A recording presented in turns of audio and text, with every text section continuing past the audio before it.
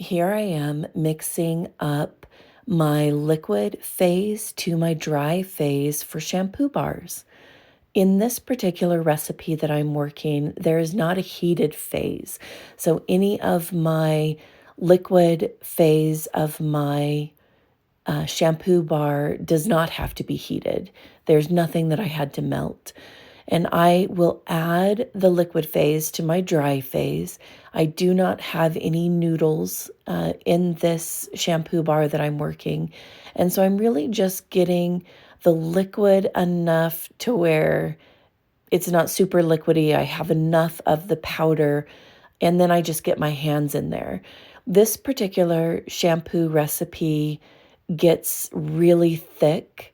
It's very hard to stir, and I find that using my hands it helps give me a feel for the shampoo bar and making sure that it's at a good consistency to start molding, as well as it's really tough. And I don't want to burn out my beater or any electrical thing that I may use. And I like the feel of the shampoo as well. So what I'm doing is I'm mixing this up. I'm also feeling the consistency. It really should not be rock hard, but harder than a bath bomb, as an example. And so I'm really just making sure that I mix it and that all of the crumbled pieces will adhere together as well. That's what I'm looking for here. I had to grab a spoon out because so much was already getting hard at the bottom of the bowl that I wanted to stir that up. I had some liquid forming, or more liquidy parts, I guess I should say, at the bottom.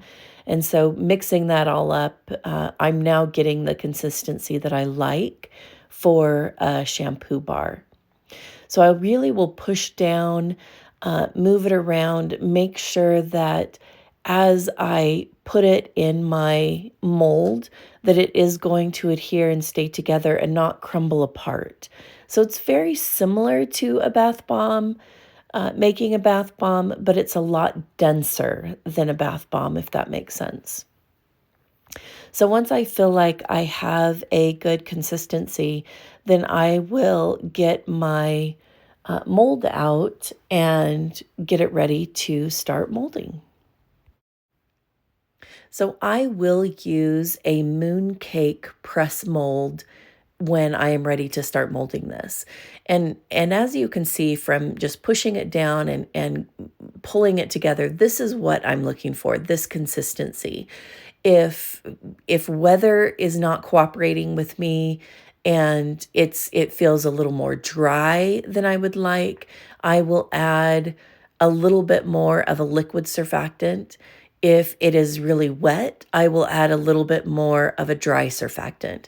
So I am looking for a clay consistency, a thick clay consistency that will allow me to press it into the mooncake press mold, and then come out, press it down.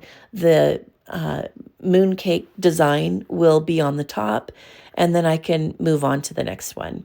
I've actually got my batter on a scale, and I use the scale as a reverse. I tear it out, and then I will just remove enough product for the size soap bar, the shampoo bar that I want. When I am pushing it in here, I used to not be so diligent in making sure that I get all sides of the mooncake press mold. And I would find that I would have irregularities, or it didn't look as smooth as I'd like it to look. So now I just press it in, and it's time consuming, right? I do press it in and flatten the bottoms with my fingers before I even press it. Because again, you're dealing with a thick clay consistency, and I want a uniform, all of my shampoo bars to look the same. So another tip that I'm going to give you is saran wrap. You'll notice on this shampoo bar, the saran wrap started to tear. I only put enough to barely cover it so that it fits well in the mooncake press. If I put too much saran wrap on the back to really cover it and have ample room, it won't fit in the mooncake press itself.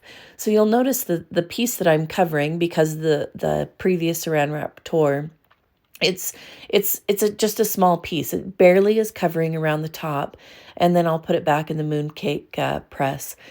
I am telling you, use saran wrap. If you are doing shampoo bars and using a press or a mooncake press or any type of something that you're pressing together to really compact the batter or the shampoo, use saran wrap. It is going to save you.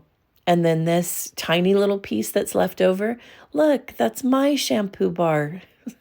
One of these days I'll say, you know what, I'm just going to give myself the pretty bar instead of this small little piece. The life of a business owner. And then this just shows you the lather.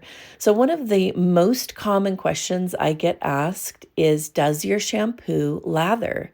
Yes. Yes, it does. So this loofah really would represent your hair.